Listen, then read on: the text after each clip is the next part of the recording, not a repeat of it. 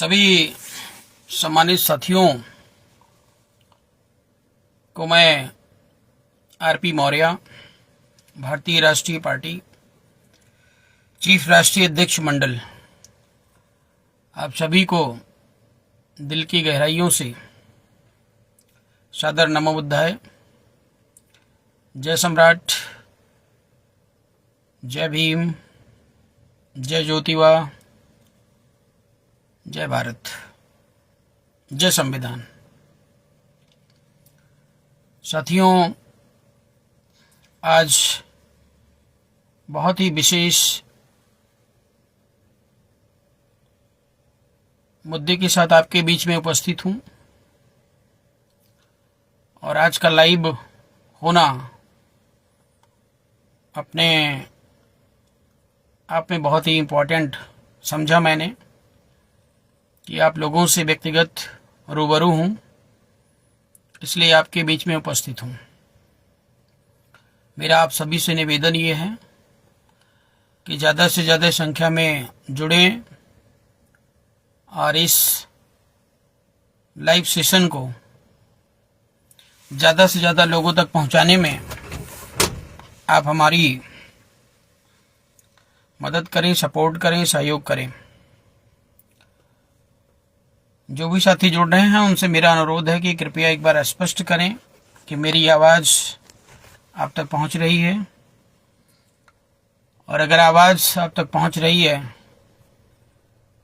तो विषय बिंदु पर हम आते हैं और कार्य को आगे बढ़ाते हैं। ज़्यादा से ज़्यादा सभी साथी शेयर करें।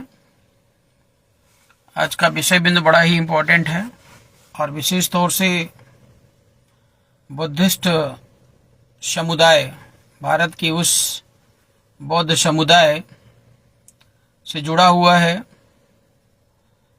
जो लगातार संघर्ष कर रहा है, भारत को वास्तविक पहचान दिलाने के लिए दिन रात प्रयास कर रहा है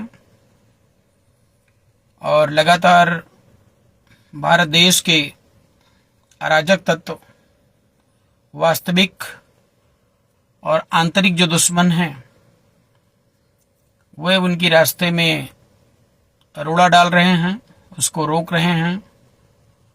और इसी बात की लड़ाई जो है पूरी भारत में आज़ादी से अब तक चलती आ रही है।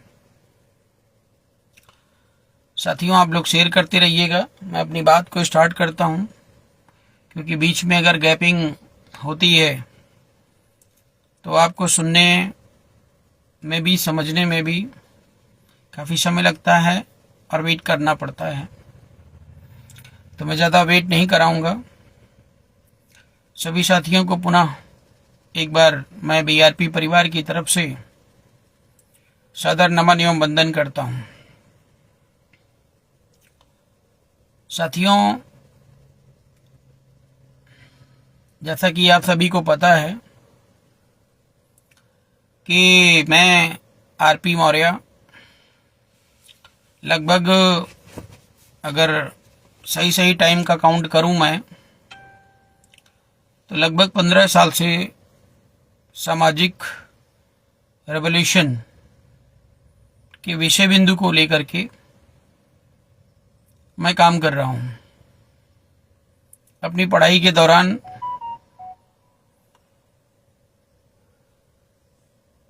मैंने जो है पढ़ाई को रोक करके इस क्रांति के मार्ग पर कूद पड़े हैं और बड़ी उम्मीद, बड़े भरोसे के साथ, बड़ी ईमानदारी, बड़ी निष्ठा के साथ दिन रात समाज में समर्पित रहते हैं।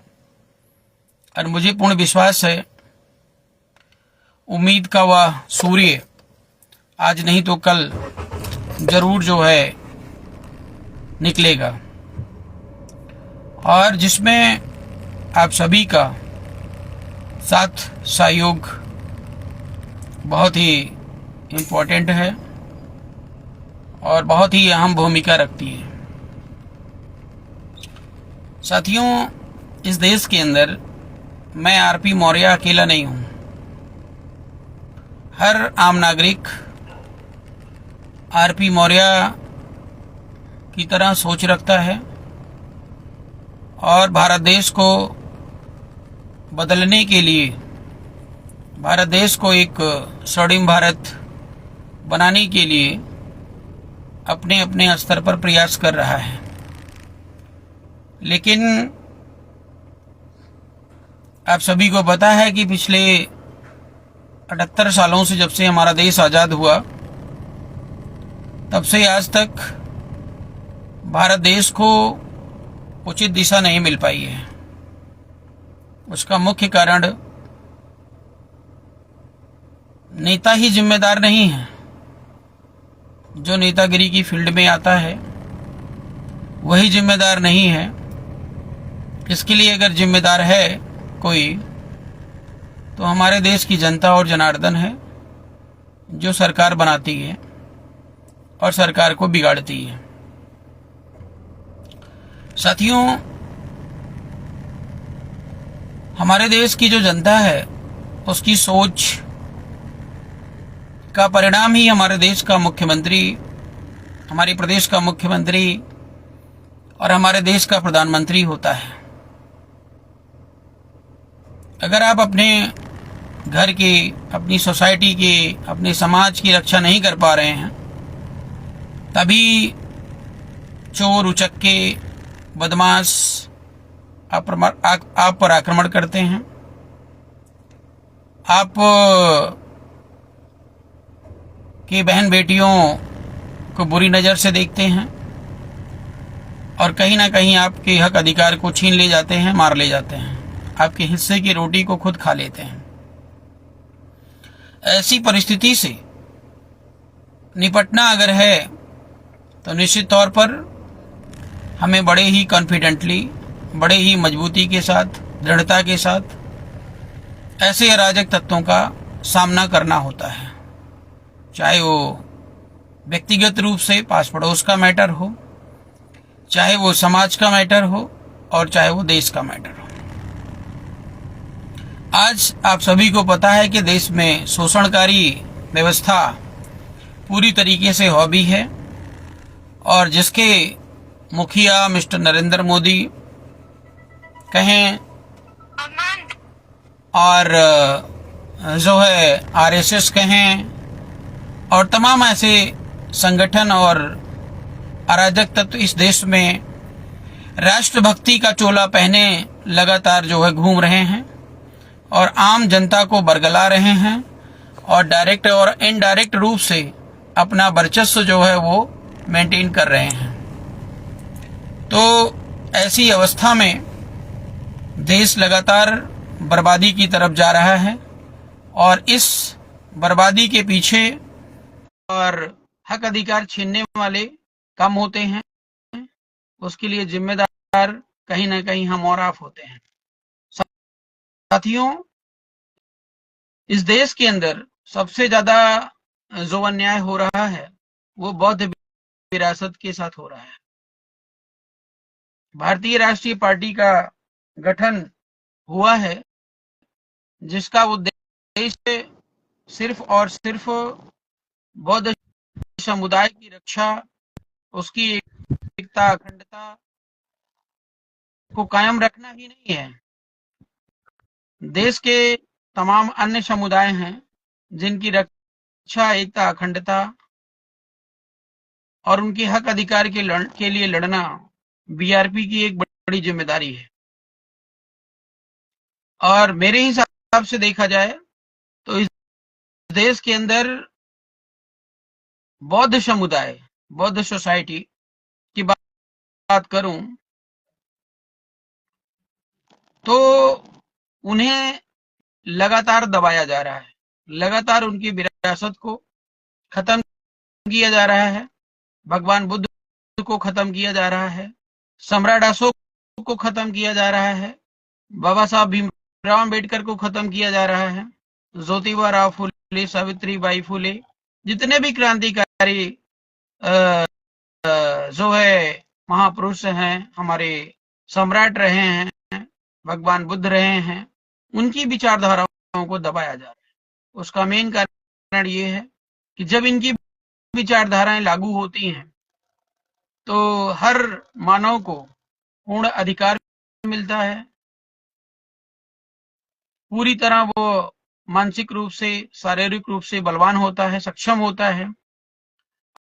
और जब इस देश में हर व्यक्ति मानसिक रूप से बलवान और सक्षम हो जाता है तो शोषणकारी व्यवस्था पूरी तरह ध्वस्त हो जाती है। तो बस इसी चीज की लड़ाई है।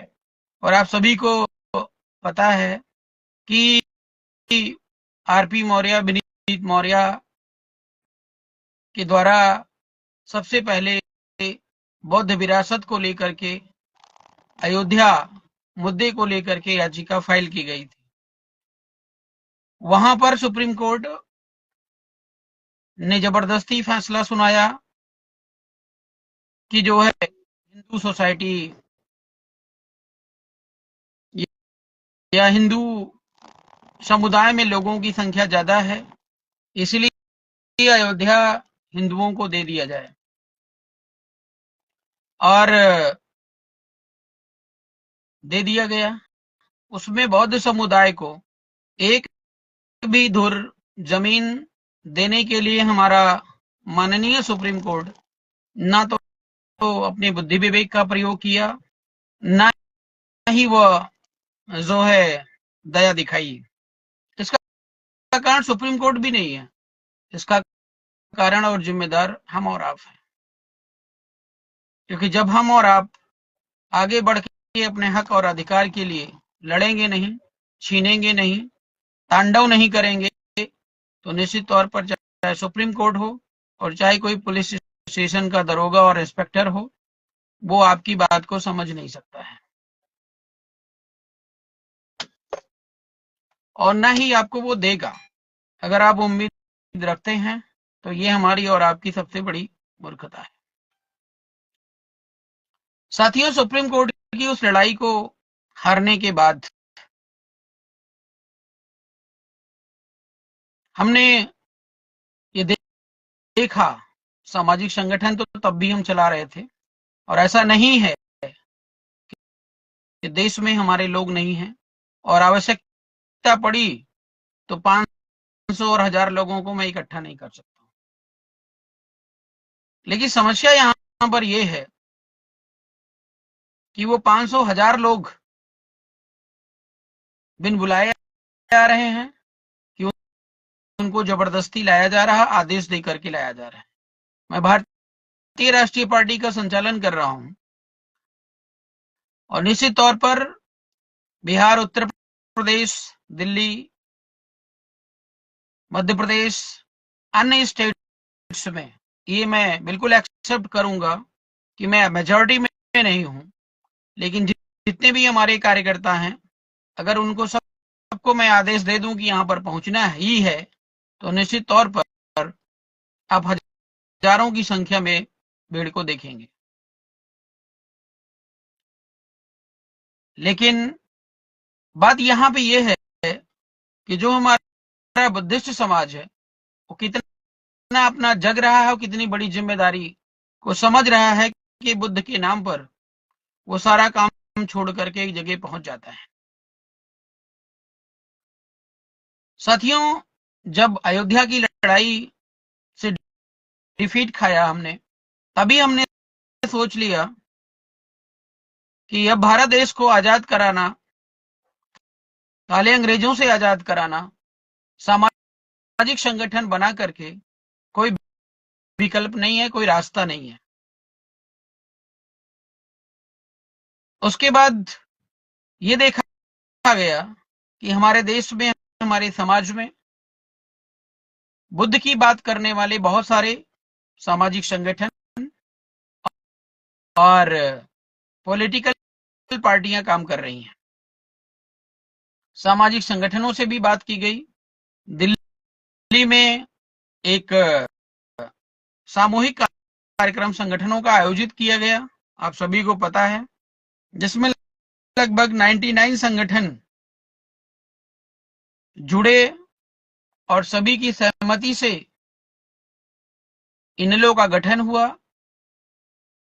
और उस गठन में राष्ट्रीय अध्यक्ष एक नहीं, राष्ट्रीय अध्यक्ष कमेटी का गठन हुआ और उस कमेटी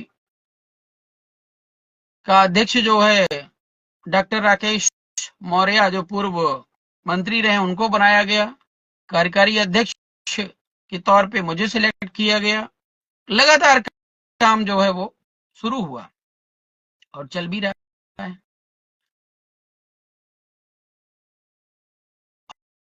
और उसी दौरान ये देखा गया कि पॉलिटिकल पार्टी भी होना हमारा जरूरी है।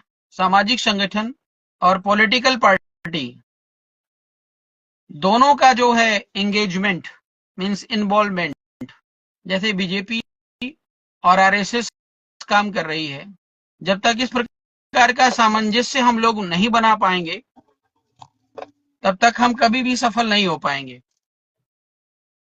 ऐसा बना करके काम लगातार जारी है। बहुत सारे नेताओं को इकट्ठा करने के लिए हमने लखनऊ में एक कार्यक्रम भी आयोजित किया, लेकिन और ज्यादातर वही नेता थे जो बुद्धिस्ट सोसाइटी को अपना समाज मानते हैं और उन्हीं के वोट बैंक के नाम पर राजनीति भी करते हैं। लेकिन ये देखा गया साथियों कि इस देश के अंदर ना तो पॉलिटिकल पार्टियों की कमी है और ना ही नेताओं की कमी है और ना ही सामाजिक संगठनों की कमी है। लेकिन कहीं ना कहीं लोग बुद्ध के लिए, लोग अशोक के लिए, लोग बौद्ध विरासत के लिए, लोग भारतीय संविधान के लिए, लोग बाबा साहब भीमराव अंबेडकर के लिए नहीं लड़ रहे हैं। लोग अपने अपने वर्चस्व की लड़ाई लड़ रहे हैं कि अगर भगवान बुद्ध ने कहा अपदीपो भव, तो मैं सबसे आगे और बाकी सब सबसे पीछे, और अगले के पास आइडियोलॉजी तौर तरीका पैटर्न है या नहीं है वो मैटर नहीं करता है, लेकिन हर व्यक्ति उसको नेता मान ले, ये अपने दिमाग में वो बसाए घूमता रहता है। साथियों, मैं बिल्कुल नहीं कहूंगा कि बीआरपी या आरपी मौर्य को अपना नेता मान लीजिए, लेकिन अपनी बुद्धि और विवेक का प्रयोग आप करेंगे तो निश्चित तौर पर आपकी हर कसौटी पर भारतीय राष्ट्रीय पार्टी ही सक्षम और खड़ी मिलेगी। साथियों, अक्सर लोगों का ये भी कहना रहता है कि आपकी पार्टी अगर मजबूत नहीं है तो हम क्यों लगें। आप सभी को पता है कि भारत के लोग अगर भारत के साथ नहीं है तो भारत की मजबूती का क्या मतलब है। ऐसे ही कोई भी पार्टी हो या संगठन हो, वो पार्टी और संगठन के सदस्यों के आधार पर काम करती है और मजबूती अपने सदस्यों के आधार पर ही आती है। आज के 25-30 साल पहले अगर मैं बीजेपी की बात करूं तो वो शून्य थी, बीजेपी को कोई जानता भी नहीं था। लेकिन आज बीजेपी जो है हर दिल में तो नहीं कहेंगे लेकिन जुबान पर जरूर है कि भाई भारतीय जनता पार्टी एक ऐसी पार्टी है, कुछ लोग जो है भज रहे हैं और कुछ गालियां दे रहे हैं। तो निश्चित तौर पर हर चीज का समय आता है। तो ऐसी स्थिति में आप सबको अपने मन को स्थिर रखना है और मन को स्थिर रखते हुए आपको ये सोचना है कि हमको किस दिशा में आगे बढ़ना है, क्या और कौन सा मार्ग जो है समाज और राष्ट्र हित में जो है अहम भूमिका रखता है। साथियों, बीआरपी जब से काम करना शुरू की है बहुत ही सम्यक तरीके से, बीआरपी में हर जाति वर्ग समुदाय, चाहे वो ब्राह्मण हो, क्षत्रिय हो, वैश्य हो, कोई भी हो, एससी एसटी ओबीसी, सभी को बराबर की भागीदारी दी गई है, ये सबको पता है। बाबा साहब भीमराव अम्बेडकर ने संविधान बनाया, उन्होंने किसी जाति वर्ग विशेष का विरोध नहीं किया है।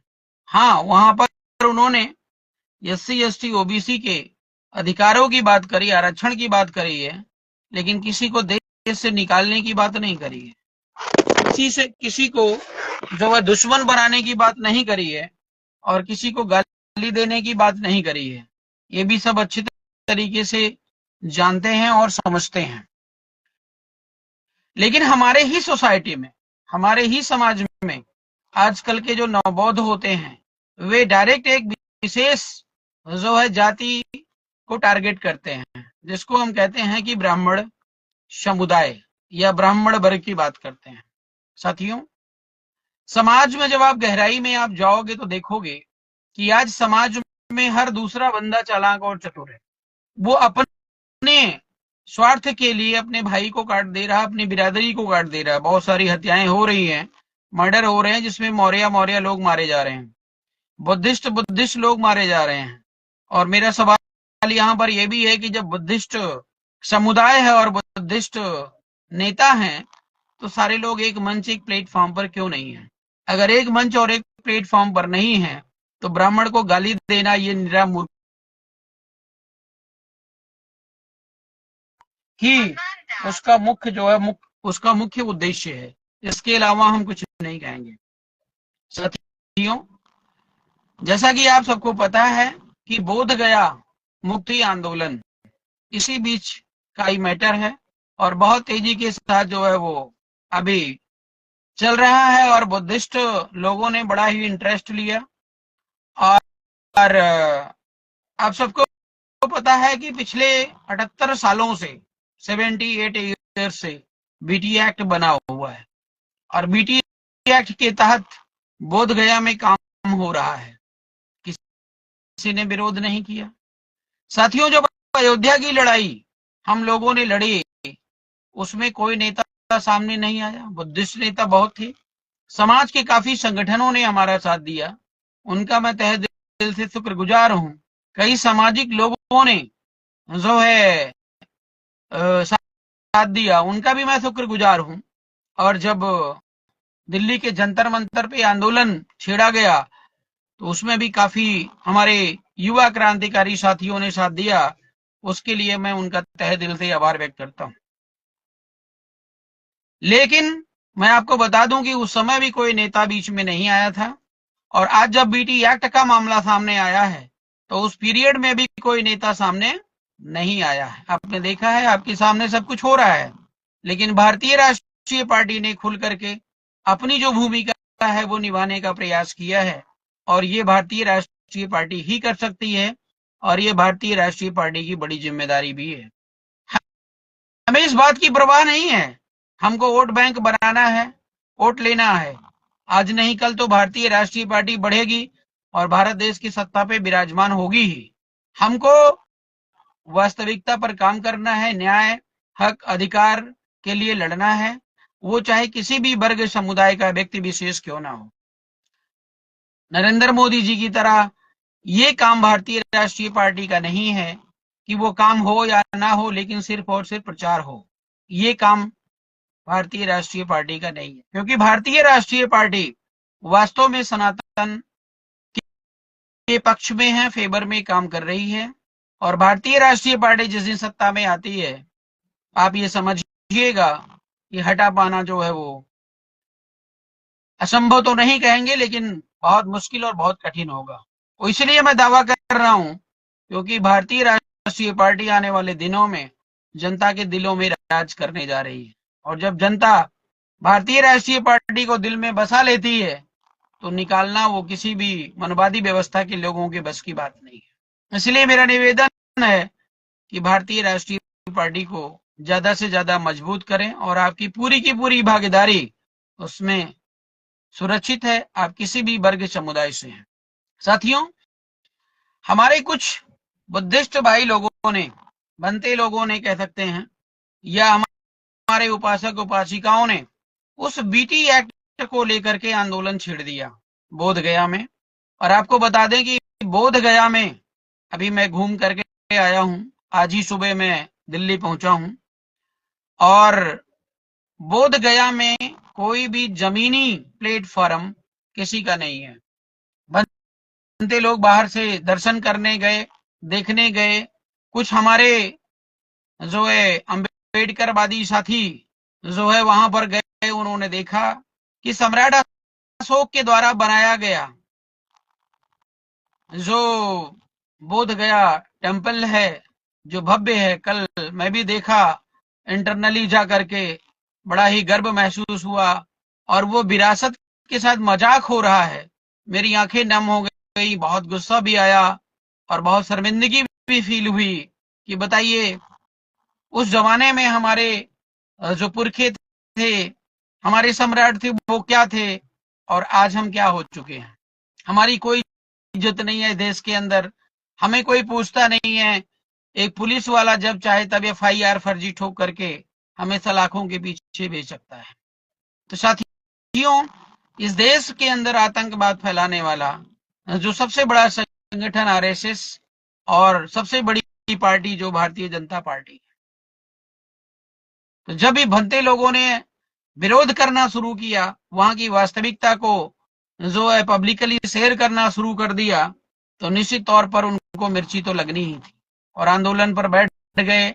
उसमें बनते जो है अशोक लामा नाम के एक हैं बंदे जी, वो थे, और यहाँ पे बनते विनयाचार्य जी, और ऐसे कई बंदे लोग वहां पे आए गए। कई सारे नेता भी वहां पर घूमने दौड़ने चले गए और देखने फोटो खिंचवाने तो चले गए, लेकिन वास्तव में जब काम करने की बारी आई तो सारे के सारे भाग खड़े हुए। साथियों, ऐसे में अगर भंते विनयाचार्य जी की बात करें तो वास्तविक लड़ाई भंते विनयाचार्य जी लड़ रहे थे, और मैंने इस लड़ाई को लड़ने से पहले ही सोशल मीडिया पर भी विरोध करके, और जिनके प्रति हमें जानकारी थी, जिनसे हमारा संपर्क था, उनसे संपर्क करके हमने इस आंदोलन को रोकने का पहले ही प्रयास किया था। और हमने ये बोला था कि ये लड़ाई जो है वो सिस्टमेटिक ढंग से लड़ी जानी चाहिए। अगर आप गलत तरीके से लड़ोगे तो गलत तरीके से फंस जाओगे, निश्चित तौर पर हार होना तय है। साथियों, सम्राट चंद्रगुप्त मौर्य ने धनानंद को बुरी तरह लताड़ दिया था, लेकिन वो पहली बार में नहीं लताड़ पाए थे। पहली बार वो भी इसी तरीके से और जाकर के इस प्रकार की एक्टिविटी वहां पर करके आए, और जिसके चलते उन्हें डिफीट खाना पड़ा, और उन्हें डिफीट खाना पड़ा और दोबारा फिर वो तैयारी की, और तैयारी करने के बाद जब तक आक्रमण किए, अटैक किए, तो दोबारा फिर धनानंद को मार गिराया। साथियों, वही यहां पर भी हो रहा है। आप जब जब गलती करते जा रहे हो, लगातार गलती करते जा रहे हो, तो हार हमारी निश्चित है, और इस हार से हमको निराश, हताश और परेशान होने की जरूरत नहीं है। हमें आगे की रणनीति बनाने की जरूरत है और आगे और मजबूती से लड़ने की जरूरत है। साथियों, मैं व्यक्तिगत रूप से जाकर के वहां पे मंदिर पर देखा, मेरे सामने ही वहां पर पिंडदान हो रहा था। बगल में एक मंदिर बना हुआ है और उस मंदिर से लोग निकल करके आते हैं, तो यहाँ के जो ब्राह्मण पुजारी वहां पर हैं, वो कहीं ना कहीं उनको आकर्षित कर लेते हैं पूजा पाठ करने के लिए, पिंडदान करने के लिए, और उनको बुलाते हैं और उनसे पैसे लेकर के ये काम करवाया जा रहा है। तो BT एक्ट जो मैनेजमेंट दे रहा है, और उस परमिशन के चलते इस प्रकार का जो घिनौना काम है वो सम्राट अशोक द्वारा बनाया गया उस बुद्ध विहार के अंदर हो रहा है। और हमारे देश का जो बुद्धिस्ट समाज है, हमारे देश की जो जनता है, वो सो रही है, उसको ये नहीं पता है कि उसके साथ हो क्या रहा है। मेरा देश के सभी बुद्धिस्ट बंतेगण, अम्बेडकरवादी साथियों, और जितने लोग अपने आप को भगवान बुद्ध का फॉलोवर समझते हैं, मानते हैं, उन सबसे मेरा निवेदन है कि इस लड़ाई को सिस्टमेटिक ढंग से लड़ने की जरूरत है। आप सभी को पता होना चाहिए कि आर्टिकल 25B संविधान की वो लाइन पढ़िए जिसमें आप खुद कहते हो कि बाबा साहब भीमराव अंबेडकर ने संविधान को बनाया है। तो अगर ये चीजें हमें नहीं मिली अभी तक, तो उसके प्रति बाबा साहब अंबेडकर भी जिम्मेदार हैं कहीं ना कहीं। अगर गलती की है तो उसको एक्सेप्ट करना और आपको मानना, ये आपकी बड़ी जिम्मेदारी है। भारतीय संविधान के अनुसार अभी भी हम हिंदू हैं और हिंदू धर्म के अंतर्गत आते हैं। इस देश के अंदर बुद्धिस्ट समुदाय या बौद्ध धर्म को मान्यता नहीं है, जबकि पूरा विश्व बौद्ध धर्म को जानता है। लेकिन भारत देश का जो अंधा कानून है, भारत देश का जो संविधान है, वो भगवान बुद्ध को नहीं जानता है। यहाँ के जो नेता हैं, जो रोड पे अय्यासी करते हैं, वो भगवान बुद्ध को नहीं जानते हैं। हिंदू एक्ट बना, मुस्लिम एक्ट बना, लेकिन बुद्धिस्ट एक्ट नहीं बना। और वो बुद्धिस्टों को उन्हीं हिंदू एक्ट के अंतर्गत रख करके और आज तक शोषण हो रहा है। साथियों, सबसे पहले हमको जो है बुद्धिस्ट पर्सनल लॉ और बुद्धिस्ट एक्ट बनाने की जरूरत है।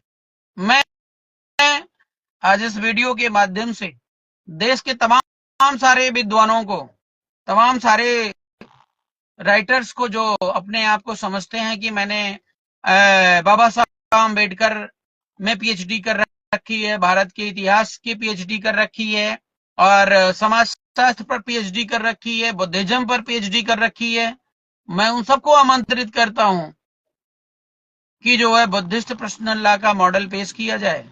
और जो लिख सकता है वो मॉडल लिखे, वो उसकी प्रस्तावना लिखे, उसका पूरा का पूरा फार्मूला लिखे, और लिख करके वो एक कमेटी के माध्यम से सभी की सहमति से भारत सरकार के ऊपर प्रेशर देना होगा, सुप्रीम कोर्ट में याचिका फाइल करनी होगी, उसके लिए आंदोलन करना होगा, उसके लिए लाठी डंडे खाने पड़ेंगे, जेल जाने पड़ेंगे, जो भी करना पड़ेगा वो करना होगा। और जिस दिन आपने बुद्धिस्ट पर्सनल लॉ इस देश में लागू करा दिया, उस दिन बीटी एक्ट का कोई अस्तित्व तो नहीं रहेगा। जितने मंदिर हैं इस देश के अंदर, जहां जहां पर हिंदुओं का कब्जा है, जहां जहां भगवान बुद्ध की लीपापोती करके और उनको गलत तरीके से समाज में पेश किया जाता है, वह सब आजाद करवाने की जिम्मेदारी आरपी मौर्य की है, वह सब आजाद कराने की जिम्मेदारी भारतीय राष्ट्रीय पार्टी की है। लेकिन काम सिस्टमेटिक होना चाहिए। आज भंते विनयाचार्य जी ने बिना सोचे समझे, बिना जाने समझे वहां पर आंदोलन छेड़ दिया, और आंदोलन छेड़ दिया तो ना तो देश के सामाजिक संगठनों से बात करी, हमारे पास तो कोई किसी का कॉल भी नहीं आया, और लगातार ब्राह्मणों को गाली देते देते जब आरएसएस को लगा कि हमारा ये चीरहरण कर रहे हैं, तो उन्होंने प्लानिंग बनाई, योजना बनाई, और हमारे ही लोगों को अपने पक्ष में ले लिया। लामा जी को बोला कि तुम्हें बीटी एक्ट का सदस्य बना दिया जाएगा, और जो है तुम यहाँ पे रह करके पूरे मैनेजमेंट को देखिएगा। लामा जी भटक गए, और भटकने के बाद उन्होंने उस आंदोलन को दो भागों में बांट दिया, हमारा और तुम्हारा। एक बीजेपी आरएसएस का समर्थक हो गया, और दूसरा बीजेपी आरएसएस का जो है विरोधी हो गया। ऐसे में फिर साजिश होना तो तय था। वहीं पर हमारे कुछ भाई लोग जो है विदेश, अदर स्टेट से जाकर के, जिस दिन बुद्ध पूर्णिमा थी, उसी बुद्ध पूर्णिमा के दिन उन्होंने वहां पर जय भीम के नारे लगाना शुरू कर दिया। मेरा जय भीम मीन्स अम्बेडकरवादी भाइयों एवं बहनों से भी अनुरोध है कि बुद्ध की उस पावन धरती पर, सम्राट अशोक की उस पावन धरती पर आप जय भीम के नारे लगा रहे हो, तो निश्चित तौर पर वो विरोध तो करेंगे ही। और अगर अम्बेडकरवादी डायरेक्ट ब्राह्मण का विरोध कर रहे हैं, तो मैं देख रहा हूं सोसाइटी को ब्राह्मण डायरेक्ट अम्बेडकरवादी का विरोध कर रहे हैं। ब्राह्मण भगवान बुद्ध को खत्म कर देना चाहता है, लेकिन कहीं ना कहीं जो है वो एक सॉफ्ट कॉर्नर भी रखता है। लेकिन ये अम्बेडकरवादी जितने भी लोग हैं, वे बिना बुद्ध का नाम लिए और सीधे सीधे ब्राह्मणों से लड़ना ही उनका धर्म बन गया। सम्राट अशोक ने किसी का नाम नहीं लिया, बोला सर्वलोक से बढ़कर दूसरा कोई कार्य नहीं है। भगवान बुद्ध ने बोला भवतु शब्द मंगलम। लेकिन यहां पर देश बांटो और राज करो, देश बांटो और राज करो, मतलब अपनी अपनी रोटी सेकने के लिए लोग यहां पर कोई भी सिद्धांत ले आते हैं, कोई भी सिद्धांत लागू करते हैं। आज मैं अगर उसी बुद्ध विहार में जा करके नमो बुद्धाय, भगवान बुद्ध की दया हो, भगवान बुद्ध की करुणा हो को लेकर के अगर मैं वहां पर एक नारेबाजी करूं या आंदोलन तो नहीं कहूंगा, रैली निकालूं, मैं बता रहा हूं कोई भी ब्राह्मणवादी व्यवस्था के लोग जो है आपका विरोध नहीं कर पाएंगे। हाँ, मुझे पता है कि उनको दर्द होगा, उनको बुरा लगेगा, लेकिन वो डायरेक्ट विरोध नहीं कर पाएंगे। लेकिन आप अगर डायरेक्ट भिड़ोगे तो वो डायरेक्ट तो विरोध करेंगे, ये तो जायज है, ये तो आप देखोगे ही और आपने देखा भी।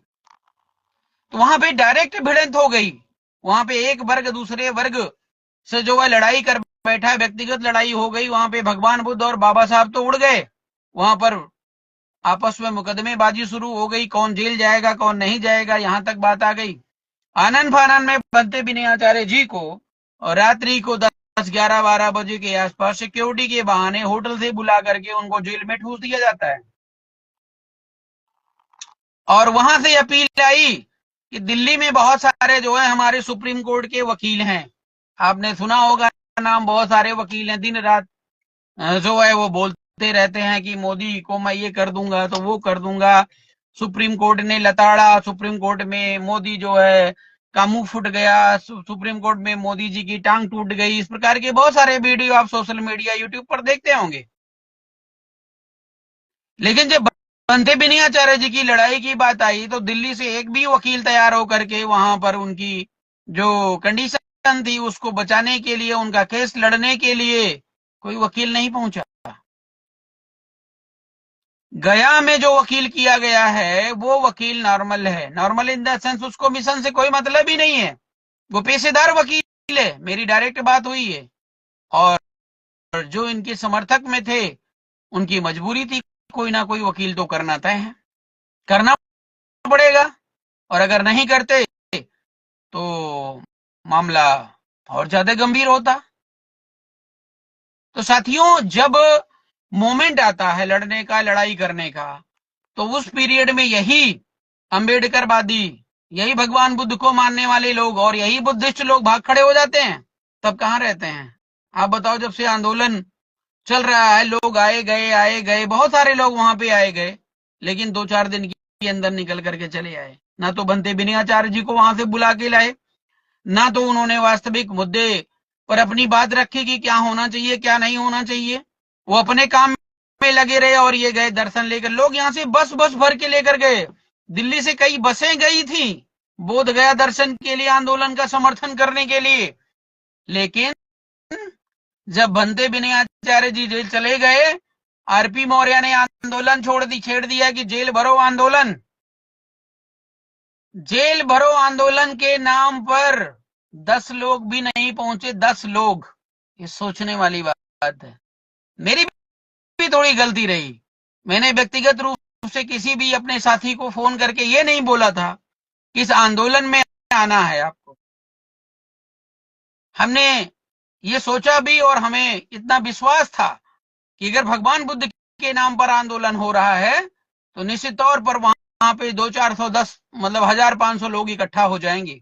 इसलिए मैं दिल्ली से अकेला बता रहा हूं, मैं दिल्ली से अकेला आनन फानन में भागते हुए जो है पटना के गांधी मैदान में पहुंचा हूं। और अभी तक ये बात मैं गारंटी से बोल रहा हूं, अभी तक मैंने किसी को फोन नहीं किया कि भाई तुम वहां पे आंदोलन में क्यों नहीं आए, और क्या कहते हैं, उससे पहले मैंने नहीं फोन किया कि तुम्हें आना है। कि सारे हमारे बीआरपी के भाई लोग भी सुन रहे हैं, अन्य लोग भी सुन रहे हैं। हमने किसी को नहीं बोला, लेकिन हमारे देश के अंदर लोगों में इतनी जो है सोचने समझने की क्षमता नहीं है, जो दिन रात बुद्धिस्ट बुद्धिस्ट बुद्ध बुद्ध करते रहते हैं। कहीं कथा करा रहे हैं तो कहीं जो है सम्मेलन करा रहे हैं, कहीं कुछ करा रहे हैं। लेकिन जब बनते विनयाचार्य जी जेल में हैं, उनको छुड़ाने के लिए तुम जेल नहीं जा सकते हो, तो क्या बुद्धिज्म वापस आएगा? माना कि विनयाचार्य जी ने आनन फानन में सम्राट चंद्रगुप्त मौर्य की तरह गलती कर दी और जाकर के उन्होंने सीधे उसके गर्भगृह में ही आक्रमण कर दिया, तो उनको जेल जाना पड़ा। ऐसी स्थिति में क्या बनते विनयाचार्य जी को बचाने की जिम्मेदारी और उनके उस मूवमेंट का साथ देने की जिम्मेदारी हमारी आपकी नहीं है? लेकिन हम अपनी और उस जिम्मेदारी से बेखबर हैं। मैं दिन रात प्रयास करके समाज को आगे बढ़ाने का प्रयास कर रहा हूं। कल हम भी जेल जाएंगे तो कितने लोग खड़े हो जाएंगे? कितने लोग जो है हमारे को छुड़ाने के लिए जो है जेल भरो आंदोलन करेंगे? बहुत कठिन विषय है। अगर ऐसा ही चलता रहा तो कोई क्रांतिकारी पैदा नहीं होगा। जेल से बनते बिनी आचार्य जी निकलेंगे तो उनका कॉन्फिडेंस कहां जाएगा, उनका आत्मसम्मान कहां जाएगा, और किसके बल पर वे दोबारा जो है अपने आप को तैयार कर पाएंगे? ये बहुत सोचने की, समझने की जरूरत है। और एक बात स्पष्ट बता दूं साथियों, कि जब जब आप अकेले अकेले लड़ोगे तो मारे जाओगे, पक्का मारे जाओगे, देर नहीं होगी। और अगर एक साथ कोई काम करोगे तो कोई मारे नहीं जाओगे, कोई मारे नहीं जाओगे, इस बात की गारंटी हमारी। आज पटना के गांधी मैदान में अगर 100 लोग भी ढंग से पहुंचे होते तो निश्चित तौर पर आरपी मौर्य जो है वह काम कर देता कि इतिहास में ऐसा नहीं हुआ था। लेकिन जब पीछे मुड़ करके देखोगे तो लोग खड़े नहीं है।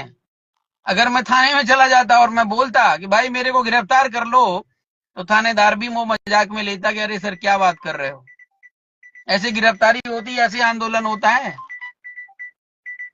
ऐसी स्थिति में मुझे ना तो इंसल्ट की फिक्र है कि चलो 4 लोग कह रहे अरे भाई आरपी मौर्य कह रहे थे लाखों की संख्या में लोग वहां पर आए, लेकिन लोग आए नहीं। इसमें मेरी कोई इंसल्ट नहीं है, इसमें इंसल्ट पूरे बुद्धिस्ट समाज की है। कुछ लोग घर पे बैठे बैठे सवाल फेर रहे हैं कि भाई क्या हुआ, आरपी मौर्य जी आंदोलन किए थे तो। हमने कहा तुम देखते रहो भाई, और क्या करोगे, इससे ज्यादा क्या कर सकते हो। तो साथियों, एक पर्टिकुलर दिशा में आगे नहीं बढ़ेंगे, और जहां पर हमारे वर्ग और समुदाय की बात आई वहां पर चींटे की तरह नहीं लड़ेंगे, आप कभी सफल नहीं हो सकते हो। बदायूं का केस आप देख लीजिए, मझिया पर जैसे इन लोगों ने अटैक किया, अपना बनने का प्रयास किया, टंट घंट वहां पर लगाने का प्रयास किया, वैसे ही बदायूं के लोग एक साथ हो गए। कितने लोग रहे होंगे? ज्यादा से ज्यादा वहां पर 1000 लोग रहे होंगे, बहुत ज्यादा अगर रहे होंगे तो। 1000 लोगों के पहुंचते ही वहां पर आरपी मौर्य तो गया ही भाई, वो तो मजबूरी है हमारी, जाएंगे ही। लेकिन वहां पर सारे नेता, मैं जब गया तो कोई नेता वहां पर नहीं था। हमने अपनी बात को निर्भीकता से, निडरता से रखा, ललकारा भी, और प्रशासन को भी पूरी तरह टाइट कर दिया था। मुझे लग रहा था रास्ता रोकेंगे, तो मैं 4 बजे रात को ही बदायूं पहुंच गया। और मेरी बात को सुनते सुनते मैं बता दूं कि 2-3 घंटे शाम होने से पहले सारे वहां पे जितने नेता थे सब जो है कौवे की तरह मड़राते मड़राते वहां पर पहुंच गया। और पहुंच गए तो वहां पर भगवान बुद्ध के बारे में बात करनी चाहिए, विरासत के बारे में बात करनी चाहिए। कुछ ऐसे नालायकों को मैंने वहां पर देखा है जो पार्टी का प्रचार करने लगे। सोचे कि मौका अच्छा मिला हुआ है, जनता यहाँ पे इकट्ठा है, तो अपनी बात जो है हम रख देते हैं कि भाई हमारी पार्टी बहुत अच्छी चल रही है। और वो पार्टी के नेता नहीं, जो मौर्य समाज के जो है दलाल टाइप के लोग हैं, जो सपा में, जो बीजेपी में, जो किसी और पार्टी में लग करके अपनी रोटी सेक रहे हैं, अपना घर और परिवार चला रहे हैं, ऐसे लोग ऐसी कंडीशन पे जो है पार्टी का प्रचार कर रहे थे वहां। अब आप सोचिए, और आज ऐसे लोग जब वहां पे जेल भरो आंदोलन की बात हो गई तो कोई नजर नहीं आया, उनको उससे कोई लेना देना नहीं है। साथियों, किसकी जिम्मेदारी है, ये बात सोचने समझने की जरूरत है। और जब बदायूं के लोगों ने आंदोलन कर दिया तो वो मैटर कितना भी इन्होंने उछालने का, बचाने का प्रयास किया, कितना भी साजिश इन्होंने किया, लेकिन वहां पे जो बनते लोग थे उनको स्थापित करना पड़ा। आज ऐसे ही हजारों की संख्या में अगर पटना के गांधी मैदान में लोग उपस्थित होते तो निश्चित तौर पर जो है बंते जी को हम 2-4 दिन के अंदर रिहा करवा लेते। लेकिन नहीं, अकेला चना भाड़ नहीं फोड़ता। हमने खुद को भी समझाया कि चलो कोई बात नहीं, फिर देखते हैं, मौका बहुत सारा आएगा। जब क्रांति के मार्ग पर निकले हैं तो रास्ता जो है कोई ना कोई तो मिल ही जाएगा। साथियों, वहां से मैं गया मुलाकात करने के लिए, बंती लोगों से मैंने बात की कि भाई जो है आप कम से कम अगर 10 घंटे जो है मुझे दीजिए और यहाँ पर पटना के गांधी मैदान में वो 24 घंटे बैठे रहे, तो मैं अपने बीआरपी के साथियों का आह्वान करके 1-2 दिन के अंदर, क्योंकि दूर दूर से लोग आएंगे तो 1-2 दिन टाइम लगेगा, तो पहुंचते पहुंचते वहां पर मैं 1000-1500 लोगों को मैं इकट्ठा कर सकता हूं, इस बात की मैं जिम्मेदारी देता हूं। लेकिन बंदे जी के समर्थन में जो भिक्खू संघ था उसने भी जो इस बात को एक्सेप्ट करने से इनकार कर दिया कि सर हम लोग 10 भिक्खू संघ जो है यहाँ पर बैठ सकते हैं। व्यवस्था पूरी देने को तैयार थे, लेकिन वो नहीं बैठे। नहीं बैठे तो अब लड़ाई अगर हम बुद्धिस्ट के लिए लड़ रहे हैं, भिक्खू के लिए लड़ रहे हैं, बुद्धिस्ट सोसाइटी के लिए लड़ रहे हैं, तो निश्चित तौर पर वहां पे बौद्ध भिक्षु जरूरी है। और पता चला कि अब वहां पर जो है कोई भी आंदोलन नहीं है, सारे के झंडे बैनर जितना सारा टेंट वगैरह था सब कुछ उखाड़ दिया गया, सब लोग अपना अपना झोला झंडा लेकर के वहां से निकल गए। मैं जाकर के वहां पे देख के आया, सब सुनसान था। खैर मैं वहां से लाइव नहीं हुआ, वीडियो नहीं बनाया, वो मैं थोड़ा गुप्त रूप से देखना चाह रहा था, इसलिए मैंने जो है उस चीज को डिस्क्लोज नहीं किया। लेकिन सारा एनालिसिस मैंने करके देखा वहां पर कि पूरा का पूरा झंडा उखड़ गया। SC ST OBC जिनको कहते हैं मूल निवासी, कोई दिखाई नहीं पड़ा, कोई पार्टी नहीं, कोई कुछ नहीं। एक करने की बात अगर करो तो सबकी नानी बीमार। एक आजकल कूद रहा है स्वामी प्रसाद मौर्य, वो भी दौड़े दौड़े चले गए वहां पर झंडा बैनर लगाने के लिए और बोले कि मैं फला फला फला कर दूंगा, ये कर दूंगा, वो कर दूंगा। जब जेल भरो आंदोलन की बात आई तो स्वामी प्रसाद मौर्य उड़ गए, वो भी नजर नहीं आए। और एक बड़के भैया जो यहाँ पर पूरे देश के जो प्रधानमंत्री बनने जा रहे हैं, क्या नाम है, चंद्रशेखर रावण, ठीक है ना, जय भीम जय भीम। और बहुत बड़े नेता हैं, जब से सांसद बने हैं तब से और ज्यादा बड़े हो गए हैं। और आरएसएस और बीजेपी के इशारे पर दोनों लोग काम कर रहे हैं। स्वामी प्रसाद मौर्य हो गए और चाहे जो है दादा भाई जो है चंद्रशेखर रावण हो गए। अब दादा भाई चंद्रशेखर रावण की कला तो देखिए, जिस दिन मेरा आंदोलन था, जिस दिन आंदोलन हमने किया, उसी दिन लखनऊ में वे जो है बुद्ध समुदाय, पता नहीं क्या एक रैली टाइप का था, कोई बुद्धिस्ट समाज की, बुद्धिस्ट नहीं, बुद्धिजीवी वर्ग सम्मेलन जो है वो करने पहुंच गए। और बुद्धिजीवी वर्ग का सम्मेलन जो है वो पहले से डिफाइंड नहीं था। जब इनको लगा कि कहीं ना कहीं जो, क्योंकि हम लोग सोशल मीडिया पर बहुत जबरदस्त प्रचार कर दिए थे कि हो सकता है कि गांधी मैदान में बहुत बड़ा तांडव होने जा रहा हो, ऐसी स्थिति में आरएसएस वालों ने, बीजेपी वालों ने आकलन लगाया कि जो है कि कहीं वो मामला और आगे ना बढ़ जाए। उस मामले को रोकने के लिए, हमारे वॉलेंटियर्स को रोकने के लिए, अंबेडकरवादी भाइयों को रोकने के लिए, और जो बुद्ध सम्राट अशोक को मानने वाले उनको रोकने के लिए चंदू भैया को वहां पर बोल दिए कि तुम लखनऊ में इस प्रकार का आंदोलन कर लीजिए। और स्वामी प्रसाद मौर्य को बोले कि तुम 2 दिन पहले घूम के चले आइए, तो वहां पर थोड़ी क्रेजिंग और डाउन हो जाएगी। ऐसे 1 तारीख को मैंने देखा कि बिहार में भी और जगहों पर छोटे छोटे बुद्ध समुदाय के या भगवान बुद्ध को लेकर के कई कार्यक्रम रखे गए, और जिसके चलते, जिसका जो मुख्य उद्देश्य था क्या कि उस रैली को जो है वो रोक देना है। बताइए, इस प्रकार से जो है बुद्धिस्ट समाज अगर लड़ेगा तो रास्ता नहीं निकलने वाला है। लड़ते रहिए। हमने किनारा कर लिया है, हमने किनारा कर लिया। अब मैं राजनीति में स्पष्ट आपको बता दूं, मैं भगवान बुद्ध के उस विचारों से सहमत हूं और सम्राट अशोक के विचारों से सहमत हूं। बाबा साहब भीमराव अंबेडकर को अपना आदर्श मानता हूं, संविधान को आदर्श मानता हूं। संविधान में जो कमी दिखेगी उसका संशोधन करूंगा और सत्ता के आधार पर जो है बुद्धिस्टों को जो है मैं न्याय दिलाऊंगा। लेकिन बुद्धिस्ट समुदाय के हक अधिकार के लिए बुद्धिस्ट सोसाइटी को ही लड़ना पड़ेगा, उसको आगे आना पड़ेगा। और हम 24 घंटे उनके इस मिशन के लिए जो है सदैव तत्पर हैं।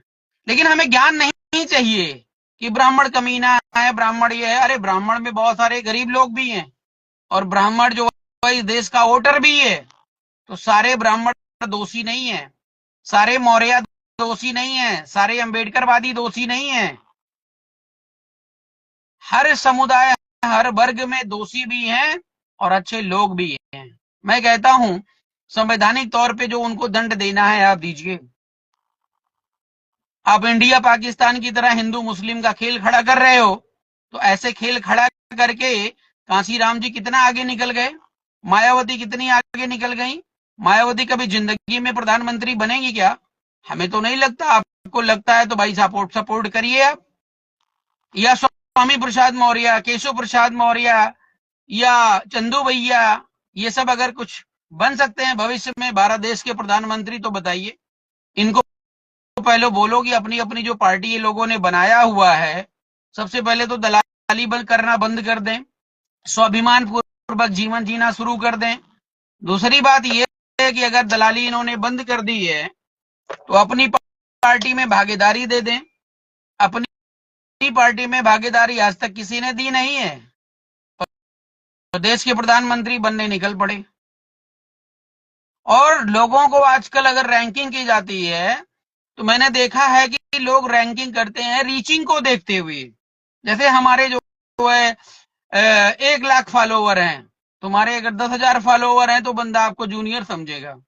अरे भैया, यहाँ पे देखते नहीं दिन भर में अंग प्रदर्शन करने वाले जो वीडियो बहुत वायरल होते हैं।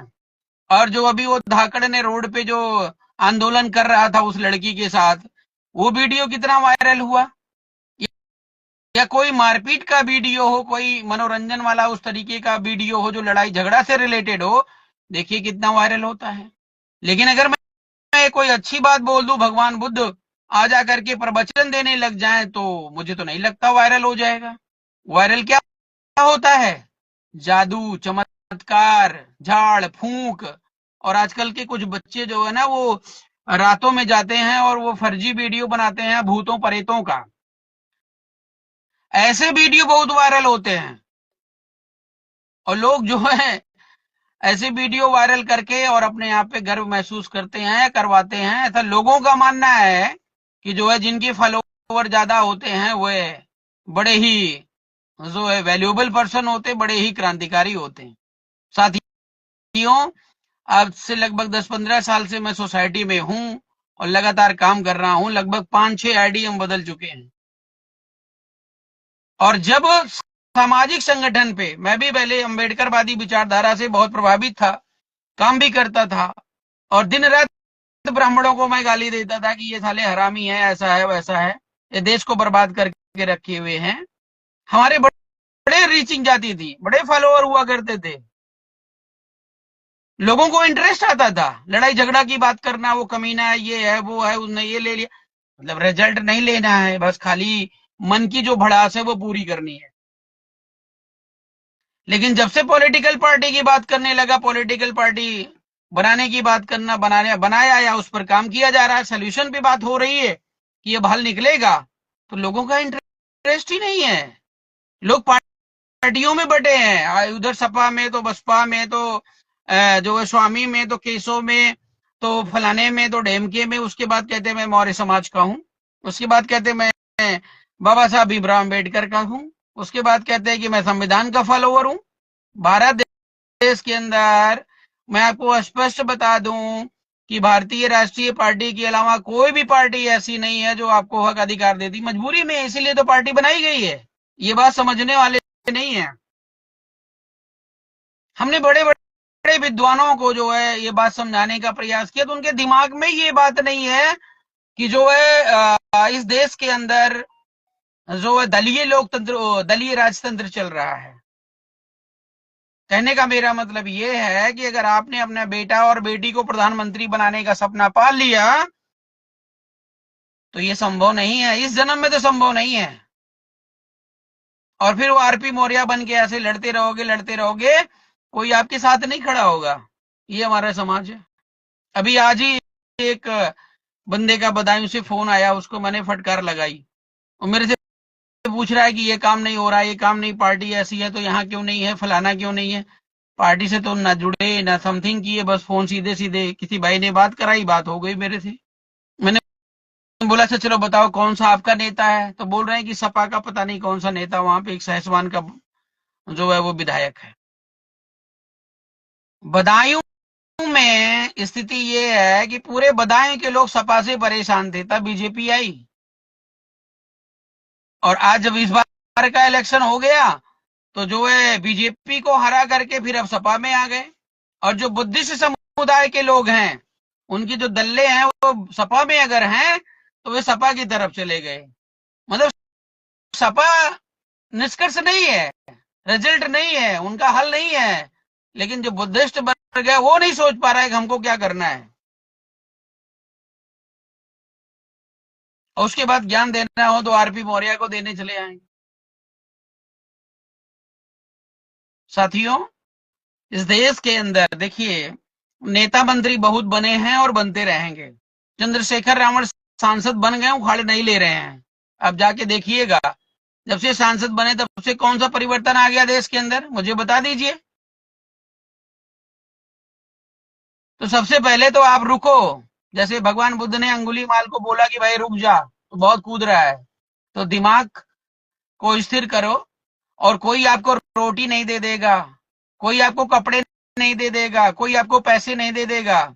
सब कुछ कमाना आपको पड़ेगा, लड़ना आपको पड़ेगा, चलना आपको पड़ेगा, अपने बाजुओं की ताकत को मजबूत करना पड़ेगा। और जो आपको देगा तो समझ जाइएगा वो पीछे से कहीं ना कहीं जरूर जो है लेगा, जैसा नरेंद्र मोदी जी कर रहे हैं। तो लालच देना और लालच के बल पर सत्ता हथिया लेना, ये आजकल की एक टेंडेंसी बन गई है। लेकिन मैं आपको विचारों से पूरी तरह जो है मैं आपको दे रहा हूं, सब कुछ दे रहा हूं कि आप स्वाभिमानी बनिए और हक अधिकार के लिए लड़िए। और अगर कहीं जो है समाज की बात आ जाए तो सारा काम छोड़ करके आप घर से निकलिए लाठी डंडा लेकर के। ये बात आपको समझ जिस दिन भी आ जाएगी उस दिन भारत देश सोने की चिड़िया बन जाएगा। यही बात तो समझानी है, यही बात तो बुद्ध का मिशन है, यही बात तो सम्राट अशोक का मिशन है, यही बात ज्योतिबा फुले का मिशन है। लेकिन नहीं, आज चार पंडा पुजारी पर पैदा हो जाएंगे, चमत्कार दिखाएंगे, आप उनकी फोटो वीडियो रील को देखेंगे और उसके बुलाने पर आप अपना भविष्य आजमाने चले जाएंगे। लेकिन जो वास्तविक गुरु है, वास्तविक जो सनातनी है, वास्तविक जो मार्गदर्शक है इस देश का, आज इस देश के अंदर लोग उसको पूछने वाले नहीं है। बिहार में राजनीति चल रही है, बिहार में लालू को खत्म करने के लिए। अब नीतीश को आप देख लीजिए, नीतीश का वीडियो वगैरह आप देखते होंगे। नीतीश आजकल पूरी तरह पागल हो गया है, उसको पता ही नहीं बोध गया में क्या हो रहा है सबसे पहले तो। दूसरी बात, आरएसएस वाले उसके अगवाड़े पिछवाड़े लगे हैं, इंजेक्शन लगा लगा के उसको पागल कर दिए हैं। जब कभी मंच पे बैठते हैं तो ऐसी हरकतें वो नीतीश कुमार आजकल करते हैं कि जैसे लगता है कि कोई जो है मानसिक रूप से जो है ग्रसित व्यक्ति है, पागल है। ये हरकतें वो करते आ रहे हैं। तो इन मनवादियों की तो बहुत पहले से ऐसी पहचान रही है कि जिसको कंट्रोल करना है तो अपनी बेटी दे दो, नहीं कंट्रोल करना है तो बिस्कन्या भेज दो, और ज्यादा कंट्रोल में नहीं करना है तो उसके पीछे लोग लगा दो, गोली मार दो, और नहीं कर पा रहे हो तो जहर पिला दो, और नहीं कर पा रहे हो तो इंजेक्शन लगा के उसको पागल बना दो। इनका मिशन है। नीतीश कुमार को नहीं समझ में आ रहा है कि भाई जो इनके पीछे बीजेपी वाले लगे हैं खत्म कर देंगे। और वहीं पर एक दूसरी पार्टी आरएसएस वालों ने लॉन्च कर रखी है, वो पार्टी का नाम है जन स्वराज पार्टी। और लोग बताते हैं कि वो सभी पार्टियों को चलाता था बंदा, सबका जो है प्रचार प्रसार करता था। और आजकल बता रहे हैं कि इतना पैसा समाज के अंदर फेंक दिया है। अब मैंने तो देखा नहीं है, लेकिन लोग बताते हैं कि ऐसा इतना पैसा फेंक दिया कि चारों तरफ जो है जहां देखो वहीं पर वही दिखता है। तो लोग बोल रहे हैं कि इस बार लालू प्रसाद यादव या तेजस्वी यादव नहीं आने वाले हैं, इस बार वो पार्टी आने वाली है। मतलब दिल्ली में बड़ा बदलाव हुआ तो केजरीवाल आया। बीजेपी चड्डीधारी गैंग से निकला हुआ व्यक्ति है, केजरीवाल भी चड्डीधारी गैंग से निकला हुआ व्यक्ति है। जब बीजेपी गई तो केजरीवाल आया, 5 साल 10 साल वो भी टंट घंट किया, उसके बाद जो है उसी ने उसको बिठा दिया। जब ये देखता है कि जनता के बीच में अब इसकी बर्बादी हो रही है तो दूसरा विकल्प आरएसएस वाला खड़ा कर देता है। हमारे को समझ ही नहीं आता, हमें अपना पराया समझ ही नहीं आ रहा है, मिशनरी समझ ही नहीं आ रहे हैं हमको किस रास्ते पे चलना है। और बहुत ज्यादा कुछ विद्वान लोग मिलेंगे तो कहेंगे हमको राजनीति से कोई मतलब ही नहीं, सबसे बढ़िया काम है। तुमको राजनीति से मतलब नहीं है, लेकिन जब कूटे जाते हो तो राजनीति से मतलब हो जाता है। तब नेता के पास फोन करोगे कि भैया मुझे बचा लीजिए। अभी हरदोई का एक मैटर है, 8-10 ठाकुरों ने मिलकर के एक मौर्य परिवार को जो है चाकुओं से काटा है। वो तो किसी तरीके से जान बच गई। पूरा घर परिवार जो है इस समय अपना घर छोड़ करके गायब है कि यहां से भाग चलो, नहीं तो ये मारे डालेंगे। और वहां पर जब एफआईआर हुआ, एफआईआर में 2-3 लोगों को कहने के तौर पे गिरफ्तार कर रखा, बाकी 10-12 लोग अभी भी बाहर हैं। 4-6 दिन में वो भी छूट करके आ जाएंगे। जज साहब तो बैठे ही रहते हैं, टेंशन है ही नहीं है, उनका तो काम ही है बेल देने का आजकल, ये भी आप जानते हैं। और नहीं तो फिर जज साहब को 1 लाख रुपए भेज दीजिए तो जिसका कहो उसका बेल हो जाएगा। तो ये कहानी है, ये कहानी है हमारी समाज की, देश की। तो वास्तविक राजनीति जो है बदलेगी नहीं। इसके लिए आपको सबसे पहले अपना दिमाग बदलना होगा। जहां आपने अपना दिमाग बदल लिया, उस दिन नरेंद्र मोदी जैसे लोगों का पता नहीं रहेगा इस देश के अंदर कहां रहते हैं।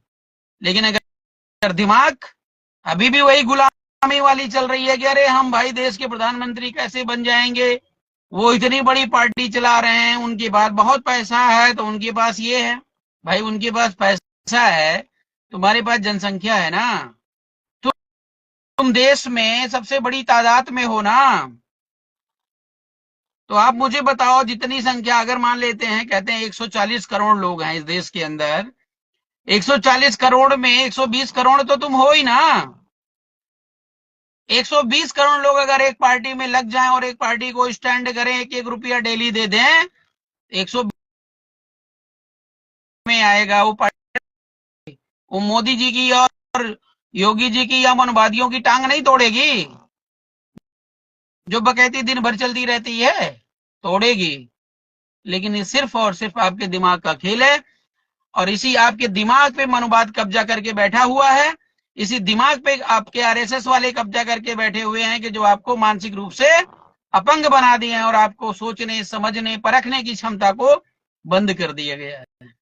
इसलिए आप आगे नहीं बढ़ पा रहे हो। खाली और इतना मजबूर कर दिया गया हर तरीके से कि आप दिन सो के उठो तो आप सोचो कि शाम की रोटी कैसे मिलेगी। दिन भर कमाना, खाना, नौकरी, पैसा, बच्चा, बीबी, इसी में इन्वॉल्व हो, और इस वजह से जो है समाज उठ नहीं पा रहा है। तो साथियों, बहुत सारी बातें हैं, और फिर आपके बीच में मैं जो है आऊंगा, आता रहूंगा। और कहना यह है कि जो भी चीजें अभी बोधगया में चल रही हैं, अब भंते जी का बेल कितनी जल्दी हो जाएगा ये मैं भी नहीं कह सकता हूं, क्योंकि इंटरनल प्रोसेस में वो लोग हैं, और कुछ बुद्धिस्ट समाज के लोग, सोसाइटी के लोग, अम्बेडकरवादी लोग कल परसों में जो है दिल्ली में एक बैठक कर रहे हैं, और उस बैठक में कोई कमेटी जो है बना रहे हैं, और उस कमेटी में अभी तक मेरे पास कोई फोन नहीं आया, और मुझे नहीं पता कौन कमेटी में वहां शामिल हो रहा है अम्बेडकर भवन में। तो उसमें भी कुछ नहीं होना है। मुझे पता है इंटरनल स्ट्रक्चर क्या है, कि वहां पे 4 लोग बैठ जाएंगे तो तू तड़ाक करेंगे, गाली गलौज करेंगे, गाली गलौज करने ना कोई नियम, न कानून, न सिद्धांत, न फार्मूला। अध्यक्ष सब बनेंगे और काम जीरो। तो लड़ाई करके 2-4 दिन टंड गंड करके वो भी खत्म हो जाएगा। तो मेरा आप सभी साथियों से निवेदन है कि बीआरपी ही देश का समाधान है, और बीआरपी को तन मन धन से आप आगे बढ़ाइए। जो भी आपकी व्यक्तिगत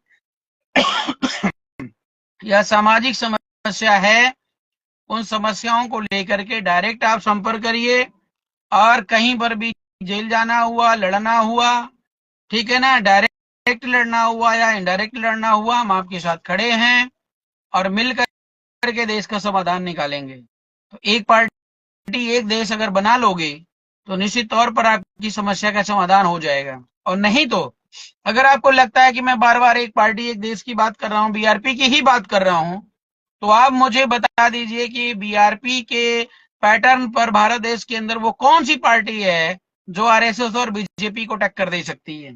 हम उसके साथ लग जाते हैं, आपकी बात मान लेते हैं, लेकिन मुझे पता है कि आपके पास जवाब नहीं होगा। गारंटी के साथ बोल रहा हूं, आपके पास जवाब नहीं होगा।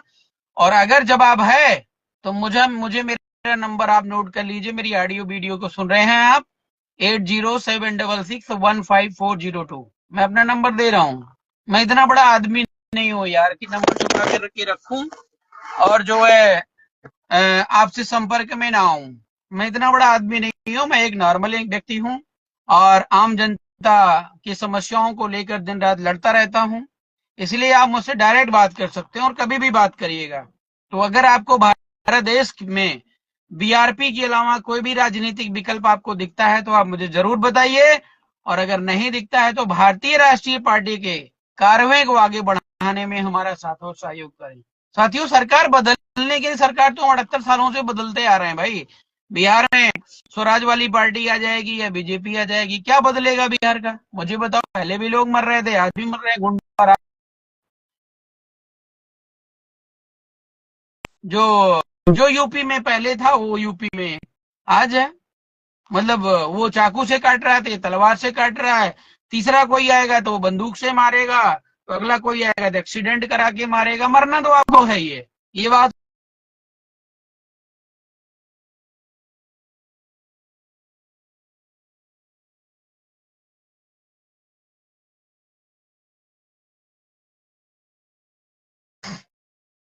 तो है पटना की बात कर रहे थे, पटना में आंदोलन की बात कर रहे थे। हमको आप आर्थिक मजबूत रख को आर्थिक रूप से मजबूत रखोगे तो मैं तो कहता हूँ आप